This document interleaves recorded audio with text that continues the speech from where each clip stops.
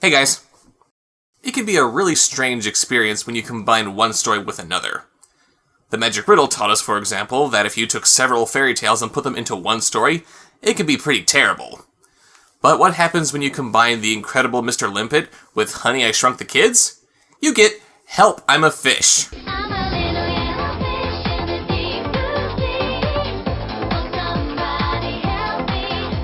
Today's movie comes from the obscure film company A-Film from the Netherlands. But to look at this animation, you'd swear we were looking at a Don Bluth movie. We open on our main character named Fly.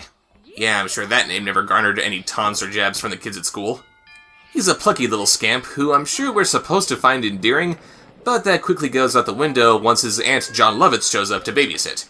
Just look at how he interacts with his cousin, Chuck. Well, Einstein, got any decent games? I'm calculating the length of a DNA molecule. Hey, it's a Millennium 2000 PMX! This is a really cool machine! Give it to me! And a power processor! Give it to me! Relax, Chucky, I'm just checking it out. No, Fly, don't! No, Fly, don't hit escape! What? Oops. Escape? Why not? Wow, I'm really going to enjoy watching you become shark bait. This little blue screen of death isn't too much of a setback since Chuck was able to save his progress, but then Fly just uses it to blackmail him into sneaking out of the house to go fishing with him. Isn't he just delightful? He manages to snag this little seahorse, which his sister Stella instantly falls in love with. I'm going to call her Sasha. It has to go back in the water, Stella. Here, give it to me.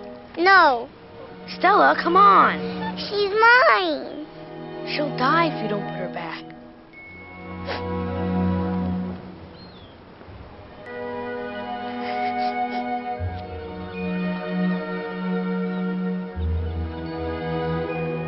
I think we better go home now. Let's go, Stella. Sheesh, we're only 6 minutes in and we're already getting the tearful goodbye? Why can't every movie I review wrap up this quickly? But the tide cuts them off before they can go home, and they stumble into this hidden cave before they can drown. Yeah, what was the point of whoever lives here building this secret tunnel when he's got an exit bigger than his entire house? I think someone might just come across that. They take a look around, and soon come across marine biologist Professor McCrill, voiced by Terry Jones. And just like all movie scientists, he can't help but dabble in playing God. Why is he doing this? Because he's trying to perfect a potion that will turn people into fish so they'll be able to survive the cataclysmic flooding that will happen after global warming melts the polar ice caps. And I don't want there to be any arguing in the comments, okay? No matter where you stand on the issue of global warming, I think we can all agree that turning people into fish is the stupidest way to deal with it.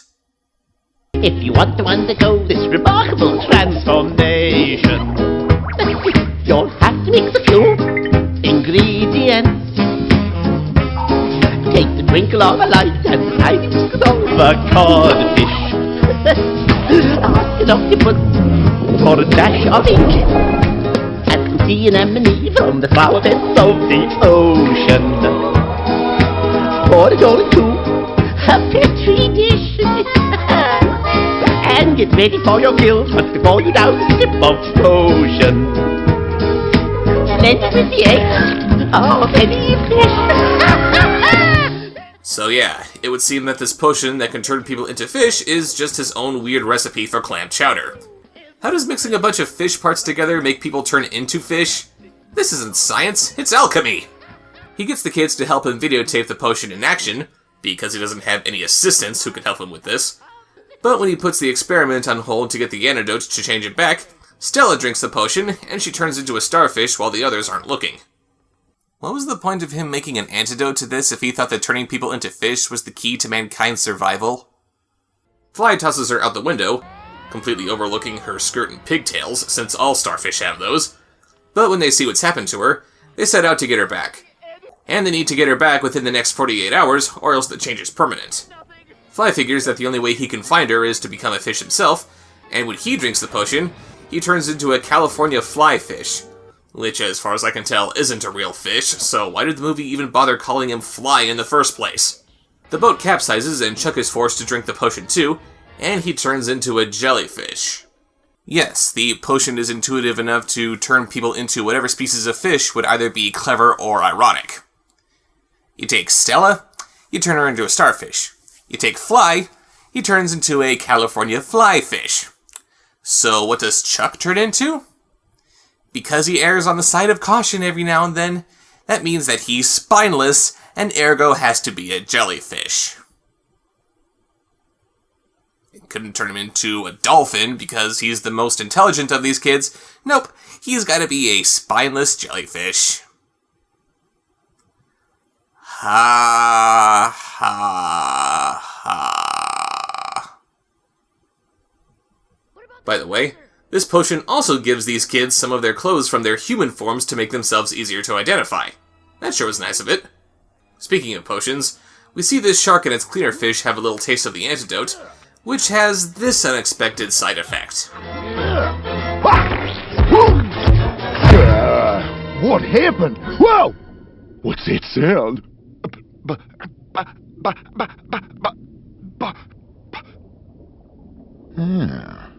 I believe we have acquired the power of speech.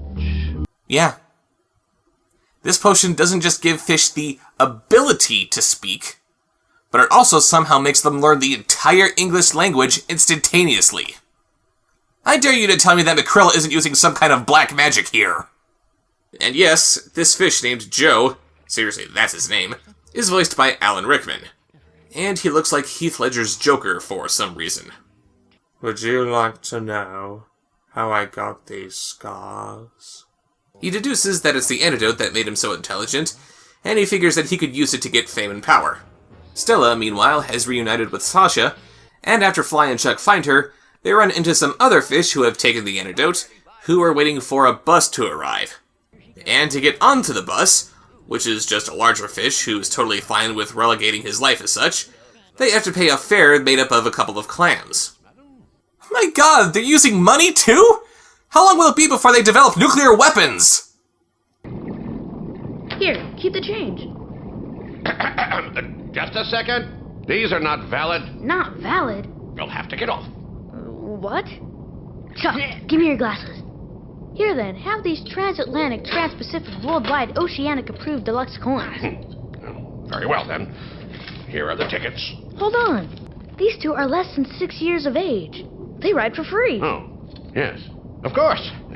Here's a refund. And this poor fellow is half blind. Well? It's not fair that he should pay full price. I suppose. And while we're at it, could we sell back the tickets we don't need? Next time, have exact change. Oh good, our hero just swindled some poor guy out of trying to make an honest living. That's a good lesson for the kids. They end up at a rally that Joe's throwing, where the antidote has been spreading ungodly intelligence like wildfire. Oh, and get this. Joe further demonstrates this antidote's amazing properties by opening cans of sardines and bringing them back to life. Yes. The fish knows how to bring the dead back to life. That's it. I'm convinced this is some elaborate plot for Makrill to take over the world. Fly tries to get the antidote for himself, but Joe captures them and tries to get them to help him make more of it. I understand his motivation for wanting as many intelligent fish to do his bidding as possible, but why does he need more of the antidote? Now that all of these fish's DNA have been altered, wouldn't it be easier to just start procreating a new master race? He could easily just tell all these fish to start going at it. And thank you, movie, for making me think of a bunch of fish being involved in a massive orgy. I really appreciate that. Anyway, he locks the kids up in a bird cage that they can just easily swim through, and I have no idea why he doesn't just kill them since their inability to produce more antidote now renders them useless. Fly challenges the guard's strength by suggesting that he break through the bars, but the guard proves how strong he is just by snapping the key in half. No, not the key!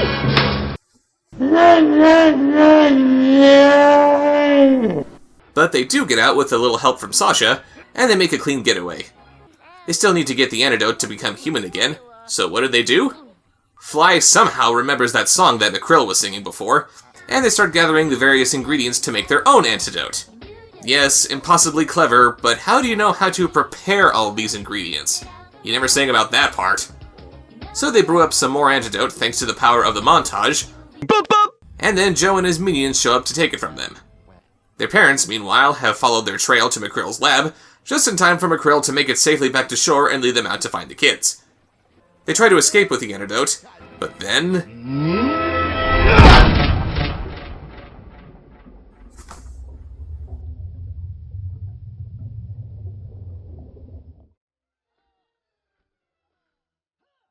Holy crap. That's terrible! They just killed that kid and there's no tartar sauce around for miles! Before the crabs can finish the job, the adults pass by with a water pump to help them search for the kids, and it sucks them all away. Gotta get some more antidote. How much more time left? 12 minutes till sundown. Hey, wait a minute, how does he know how much time they have left?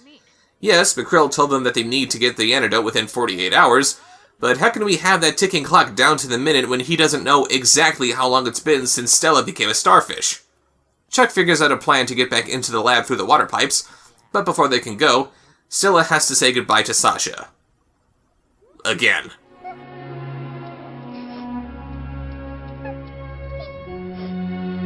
You have to go, Sasha.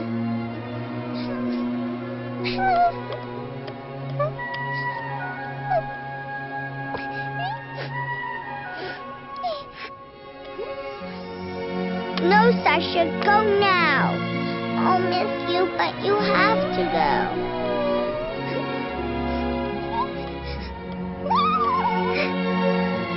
No, Sasha, stay.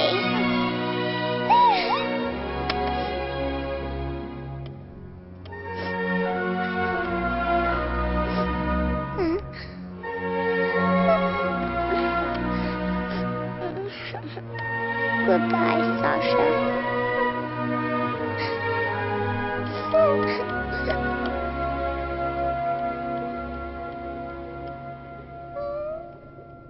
They manage to get inside the lab via the piranha tank, but Joe grabs the antidote before the kids can. So sorry. I can't stay for dinner.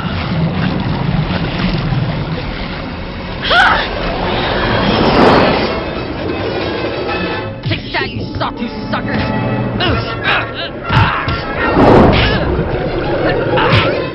So not only did this potion turn Chuck into a jellyfish, but it also turned him into Chuck Norris. Fly follows Joe down the pipe again, where he tricks Joe into ODing on the antidote. Can you tell me what the square root of 6,561 is? 300 divided by 40 minus 3 is...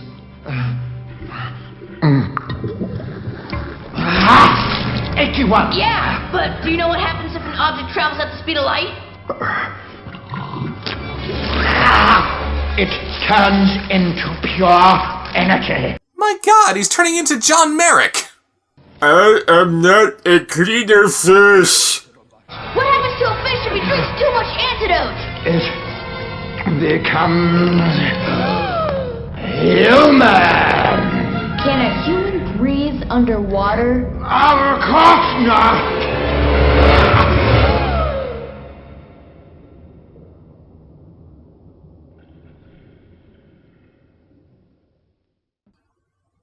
So he dies just because he remembers that humans can't breathe underwater?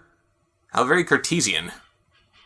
By the way, here's a little glimpse of Alan Rickman ass. There you go, ladies. So they all manage to get the antidote and become human again. They hang out at the beach the next day, and the movie ends with Chuck and Makrill turning Sasha into a land seahorse so that Stella can have her own happy ending too. Note to self, get Makrill to combine the DNA of a tiger, a skunk, and Jenna Jameson to... there we go. So that was Help, I'm a Fish, and... it was pretty good. The animation is fantastic. The kids providing the voices were really convincing, and they never get on your nerves like too many other child actors do. The pacing knows when to slow down so we can appreciate the atmosphere, but it never feels like it's dragging. The songs are surprisingly catchy, and it's satisfying seeing all these kids having their own character arcs. Fly learns to use his brain for something other than being a little jerk. Chuck learns that it's okay to take a risk every now and then, and Stella learns that she can't always have things the way that she wants them. Granted, that message is undercut a bit when she immediately gets what she wants at the end, but at least you can see what they were trying to do. Of course, the movie does suffer from having some scientific implications that are either confusing or outright terrifying. A little potion made out of fish parts has the power to completely change someone's genetic structure, implant knowledge, give them a complete understanding of how society works instantaneously, and raise the dead? I'm pretty sure this guy is more of a danger to the human race than global warming. But that aside, I recommend that you check it out for yourselves. See you later. I'm working on my time. Whoa, I'm working on my time. Whoa. It's 12 feet for the living room. A few more cards for the song will be done soon. 5 yards of Panaline. A few more songs like this and it'll be spring. Boop, boop.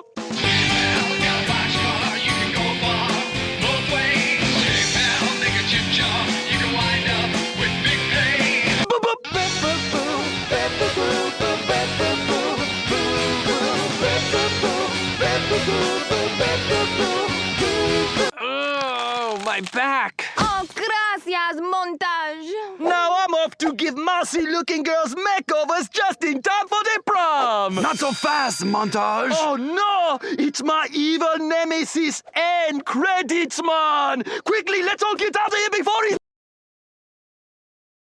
I am not a cleaner fish.